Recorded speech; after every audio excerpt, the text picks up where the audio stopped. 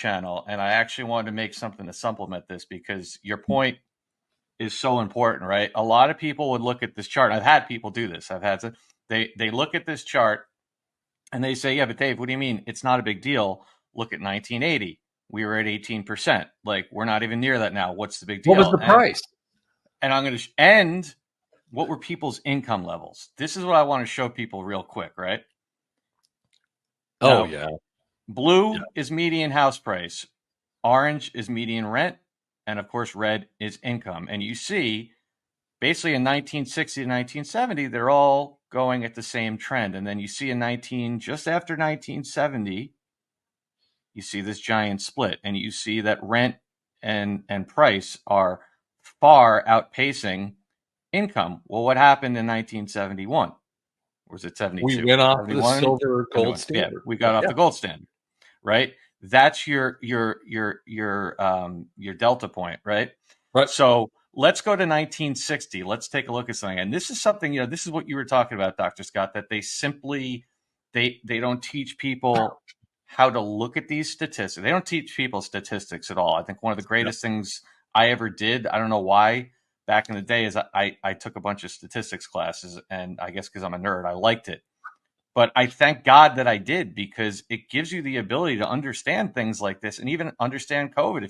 I tell people all the time, if you understood basic statistics during COVID, you wouldn't have fallen for it, because you could have seen through it. But this next slide that I made, so I decided to just do a quick exercise, right? We got 1960, 2023, median home costs, median income, and what I called multiple, right? So let's look at 1960. The average median home was $11,900. The median income was $5,600. So basically, it took you 2.12 years worth of income to buy a house, right? Now let's fast forward to 2023. Yeah. 416,100, but median income only went up to 56,100. Now it takes 7.3 years of income to buy that same house. And let's look at the percentages, right? So the price of a home has gone up by 3,496% since 1960, right? But the income has only gone up by 1,000, basically a factor of 10. So to get you to the simple multiplication, it's the price of a home has gone up 34 times, 34x, and the income's only gone up 10x. So what I did is I said, all right, let's do some very quick math, right?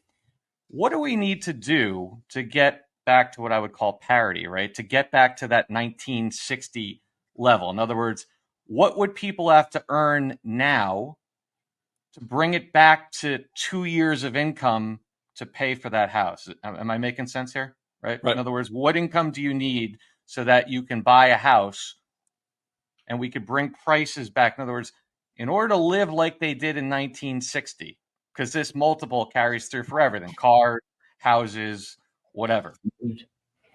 In order for us to live the way people did in 1960, the average income of the country would need to be $191,296. But